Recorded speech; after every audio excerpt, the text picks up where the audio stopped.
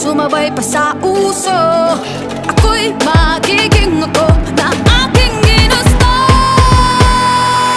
Ama kapkera, ganda ko'y irarapa. Di magpapatinag sa sasabihin ng iba. Ama kapkera, umaapaw ang karisma.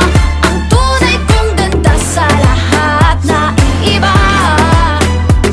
Sa tuwing ako'y napagparaan, narinig ang bulungan na ako'y di kagandahan, ngunit ako'y lang pakialam. Di ko na kailangan na magpaganda, dating ko palang panalo na. Di ko need ang payo ng iba para ibandera aking ganda. Di ko kailangang sumabay pa sa uso. Ako'y magiging